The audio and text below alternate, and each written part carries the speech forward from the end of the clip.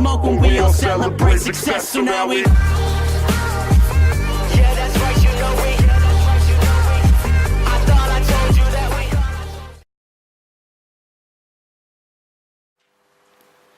Hey guys, this is part 2 of the general update.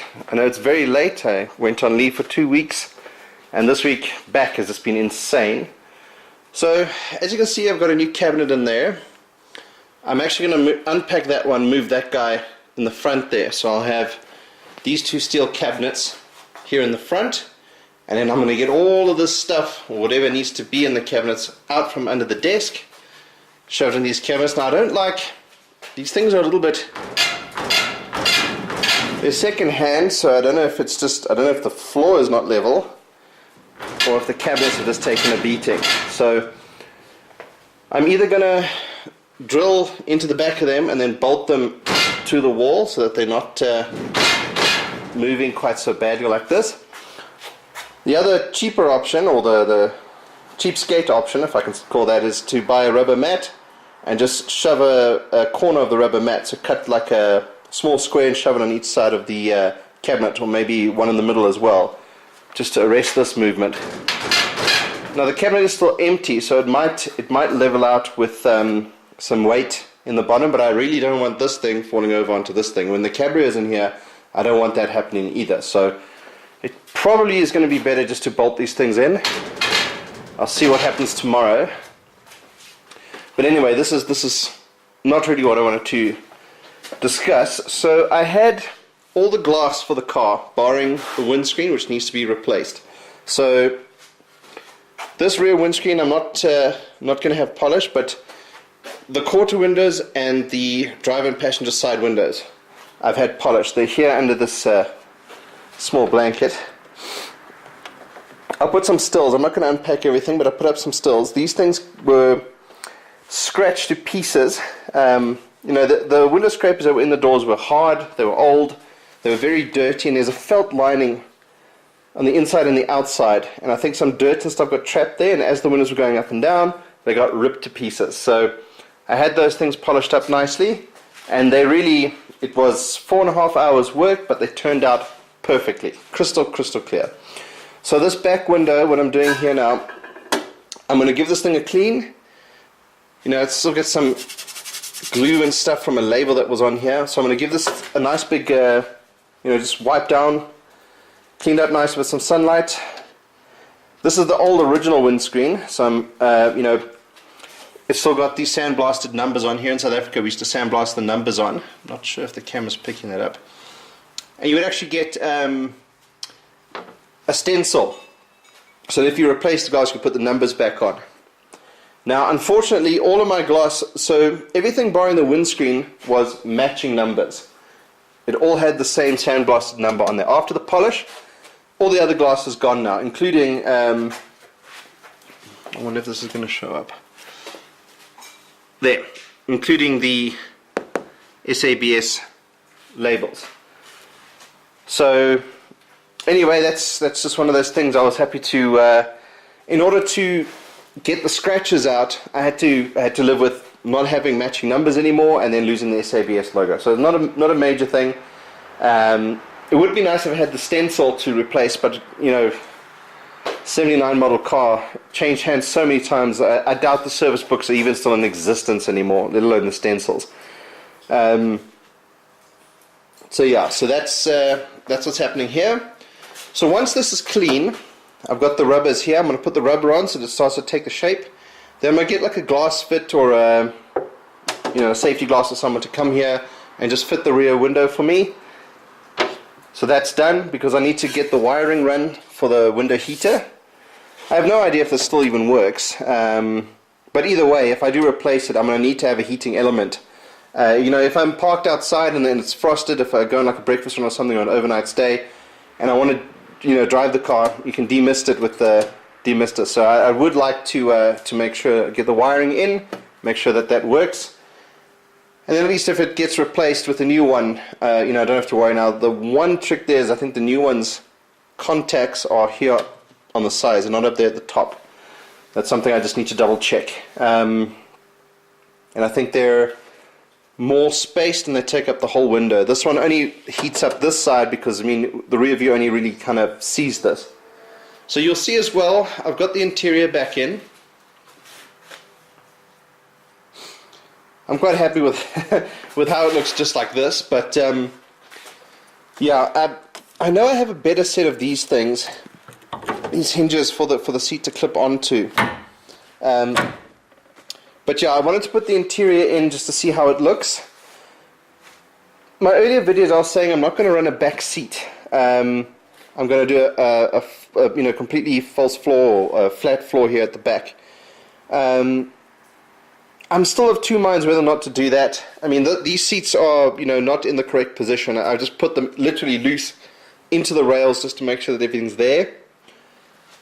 You know, the wiring's still over there, big mess. But I do have the number for a guy who's going to come and have a look at the handbrake. I'm going to get that welded up. I've ordered a new 210mm clutch, Sachs power clutch. And the reason I'm going 210, what is it? Type 210. So that's what I took out of the car. I've already got a 210mm flywheel. And the 210 just makes the gear change just a little bit smoother. It makes the drive overall a lot better. So clearly a previous owner made that decision for me. I might have discussed that in a previous update. But yeah, I wasn't happy with any of that stuff there. So I said, you know, called up my mate at Goldwagen, and he's sending a new one on Monday. So that kind of eliminates, once the handbrake situation is sorted, you know, I'm going to try to get that done early next week. If possible, he might only be able to come on the weekend, but we'll see what he says. Should be quite a quick job once we know what to do. It should literally be maybe 10-15 minutes. Just make the bar, shape it, and then weld it in. I'm going to try to get as many measurements and reference photos ahead of time, so that when he comes through to do it, it's all, you know, I can tell him exactly what I want him to do and it's sorted. So that'll take care of the handbrake story. The new clutch kit will take care of this whole, you know, getting the gearbox mated to the engine story. The next hurdle here, despite all the tidying up, I mean, the garage is looking a little bit better. It doesn't really show because everything's still all over the place. But I cannot find these bolts. So I'm going to chat to a mate of mine at Volkswagen and see if I can get OEM ones. If not, I'm going to have to get some high tensile steel replacements, because I really, really, really want to get that engine into this engine bay. And,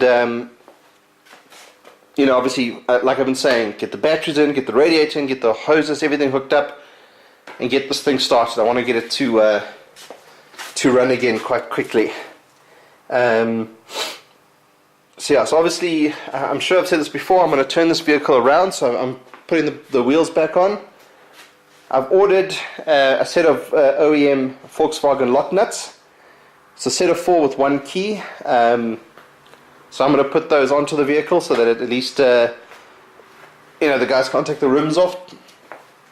So I'll put the front ones on just now, and then we'll, at some point, turn this vehicle. I'm going to take it in, turn around, bring it back, because all the engine stuff is over there. But yeah, that'll be a major step. And then this thing here, these brake lines that I've been agonizing over. I borrowed a mate's flaring tool. I don't know what I'm doing wrong. I just cannot seem to get it right. So I'm probably going to put a loop in these for now, just to get them in and connected. So to get the car kind of where I want it to be, to get it back on the road, I need to kind of make some sacrifices in the sense that I wanted to trim these to size and have them all perfect. It's just taking way, way too long. Everyone wants me to bring the car to them. No one wants to come here and do it. So really, I'm not going to bother or struggle anymore. To take up that excess hard line, I'm going to put a loop in it. So it's going to loop around the drive shaft there and plug in. What I'll do later is I'll take the car, the finished running car, to somewhere like Norbrake and you know, get them to sort something out, a solution for me. Something that's sort of bespoke. Now I do have all that spare brake line, which is a pity, because I'm not going to use probably any of it. I do still, I'm probably going to go through to Boxburg. I'm going to take this out and the one that goes here, take that through to a hydraulic place, and just get them to make me up some hydraulic line. I'm done agonizing over this. So it might look a little bit better. We have some braided brake line all the way through to braided brake line down to the front calipers. Done deal. Excuse me. And then yeah, we are nearing, slowly getting there. The one thing I do need to do, having mentioned these braided brake lines, is there's normally like a rubber washer, if you want to call it, that fits in here. So the brake line kind of sits in here. This is obviously quite short, but I don't want it catching on this part of the shock tower. So we're going to have to make a plan there somehow. I'm not too sure what we're going to do right now. I might need to have some kind of a spacer that sort of sticks it out here. But I mean, it clears. If you turn the wheels now, it clears. So we may be okay. And then yeah, this is kind of where we are now. I'm still, this cabinet's not going in the garage. This is for my tenant. Like I said, once that one is sorted out and I know what I'm doing. So if I'm bolting this thing to the wall, I'm going to do that tomorrow. And we will get rid of this. Then what I want to do is I'll move all this stuff out the way, pack whatever from here needs to go in there into the cabinet, and then we'll move this guy over there. I need to figure out how I'm going to get new locks for keys for these guys. But yeah, I think in the long run it would be better to move these cabinets there to the front, and then I'm going to make something here, workbenches or something. This table here it's nice and sturdy, but it's you know, it's not the right working height. If you're working here on the vise, you've kind of got to bend over it. So if the workbenches I want are available, they'll be probably about 30 centimeters higher, and that's a more comfortable working space. And I want it sort of, so the other cabinet will be about here, and I want the thing to come all the way to basically probably that window, but maybe a little bit further. So all the engine crane and lifts and stands, the spare engine will be put onto the engine stand. All of that stuff will live here. I mean, these rims will get cleaned up. They'll either end up on the car, or I'm going to, you know, make something to store them with. But you know, this is all temporary for now. But a lot of this stuff is kind of in its final place. So I'll have a workbench running L shape, and then maybe some shelving here. So also sort of L shape. You can never have too much shelving, and I've always said I wanted to have shelving there, so that'll take care of that. Similar probably to what you're seeing over there, probably the same height as well, just something a little bit more functional. What are these dogs doing? So this is becoming more of a garage update, because I've spent quite a bit of time moving stuff around and trying to figure out where things need to go. But yeah, the big push now is to eliminate all the long-standing issues, and these are issues that have dragged over from last year. Handbrake, brakes, clutch, engine gearbox, drop that stuff in, wiring. Once this car is running, I can have a windscreen put in. You know, the same guys who do the safety brake there at the back could probably do a windscreen here for me. And then I could kind of get the car to a drivable state, because all the rest of the windows would be in it, drive it to the upholsterer and let them do the roof lining and stuff, which would be really, really cool. So you'd sort of drive it in a rough state, collect it, and it's done. Now before I could even think about driving on the road, obviously once I've got the engine in and I've got everything sorted out, I need to do the exhaust, which is kind of a given. But yeah, the big push now is to just get the engine and gearbox connected, installed, you know, wired up, started. And then yeah, we'll worry about all those other specifics a little bit later. This I'm not even going to discuss right now. There's been so many changes of plans there, I actually don't know which one I'm going with. But I do kind of like the look with the back seat in there. But I mean, if I do it properly, it could be optional. You know, the seat could come out, I can put the false floor in, maybe have it hinged so it folds over, but we'll see. That's a totally different series of discussions. So I'm going to carry on getting this garage in order, and just sort of keep trying to get this thing into a logical order. The whiteboard is up. I need to print out a few more reference bits and pieces for the clutch. The Sachs clutch kit should come with everything I need to get the thing installed. And you know, once that thing is taken care of, then at least you know, I've got a whole bunch of stuff that gets chucked. So I mean, everything you see here should come in the clutch kit. So I haven't chucked this out yet. I want to make sure I have everything before we obviously get rid of that. It would really annoy me to have to use this old second-hand stuff again. But if I have to, I have to. There's just no way around it. But yeah, I would love to be able to just get this thing to a running state so I could take it out into the garden and give it a wash. She's really looking dusty. I left a window open before I went on leave. And yeah, she got really, really dusty. I might take my air compressor tomorrow and just blow all this dust off. And a lot of this loose stuff from the driveway, I might just blow it all out. But I'm hoping, you know, as things make sense and start coming together, we'll be able to do a lot more with this car. So I've got all the seats here. This is also probably worth mentioning before we call it quits. So these city seats, these City Golf seats, you'll see that none of the seats match. So we had this pattern, which I think was from a deco, with these seats, which heaven alone knows what these came out of. Could have also been it was a city of sorts, but I'm pretty sure this was a deco, this upholstery pattern. But basically these are going to sacrifice themselves. I'm going to remove the backing, remove the seat base, because I want to use the seat bases here to make rails for these guys. So that at least will, so the one thing I did notice when I put these boys in, I only have a driver's side front seat belt clip. So not really a problem, as I'm probably going to be in this car alone 90% of the time. But if I want to bring another person in here, I need to have a seat belt that side. So these at least have one on each seat. So that takes care of that issue. I might retain what I can from the seats and just make like a bench or something out of them. We'll see. I do like these seats. You see these headrests have sort of a, you know, a kidney shape. The older ones are you know, rectangular or squared off. So these are the seats, and also I like the bolsters. I really like the bolsters on these guys. These ones don't really have them. Although they are, despite what they look like, if you gave these things like a good clean, they would be perfect. You could stick them in like a caddy or something and they'd be perfect.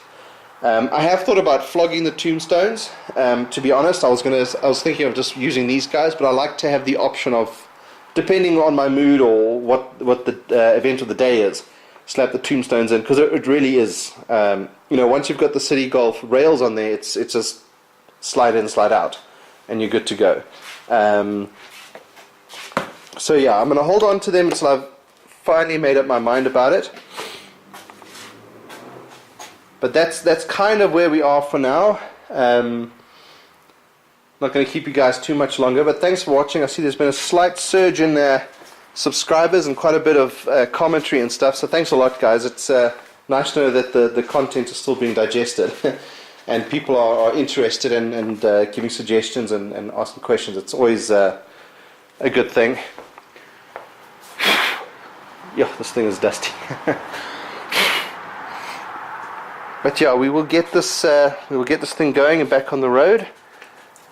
You know, things like the Weber will go to the entertainment area. This fridge is going to stay in here. I need to plug it in and see if it's still working. And keep some drinks or something in there for when I'm working in the garage. But yeah, I'm hoping that these shelves and cabinets and things will really make the garage just that little bit more functional, and you know, eliminate all of this clutter and stuff on the floor. Now this UPS I need to fix still. I need to get a new battery for it, and then that'll disappear back into the house. I tried to rehabilitate the old battery, but that's just not going to happen. It's not charging, and it's not holding charge. And then yeah, I mean, once the car is running, then I can start sifting through, you know, keeping what running spares I need to keep and what I can start getting rid of. There was a guy interested in the spare engine, Ultimately, he decided not to take it. If I could turn that into some cash, also great. And then I just start clearing things out. I'd love to get use of this alcove again. So once the you can see the wheel arches are there, center console, bits and pieces of the dashboard, headlights, and that sort of. So as stuff starts going back into this vehicle, it's going to start looking a lot better. And then at least I'm going to gain this space back. I haven't decided what I'm going to do here just yet. I've changed my mind quite a few times. I was going to build an airbrushing station in here at one point. I was going to build some storage in here. But let's see. That's still quite a long way away. I still need to get this thing finished. Belle, what are you doing? Anyway, I'm going to leave you guys there. But thanks for watching, guys, and I like reading your comments and interacting with you guys. It's always great. I was thinking of doing a Skype session or a live stream or something at one point. There's a PC that I've built upstairs that's going to come in here once this area is cleaned up, just to play music and to just have stuff playing in the background while I work. I've been using this old iPad 3 of mine, which works with this little setup, but I would like to, if I'm working on the Golf, I'd like to watch sort of motivational content, so watching other guys do their projects, watching other people work on cars and resurrect things from a junkyard and that sort of stuff. But yeah, it's just general ambience while I'm working here. So yeah, there's lots that needs to happen here still, but we will get there. Anyway, thanks for watching, guys. Cheers for now. Hi guys, thanks so much for watching. If you want to see more and be kept up to date, please follow me on Twitter, Instagram, and subscribe to my channel. With your help, we can get this project complete and move on to the next one.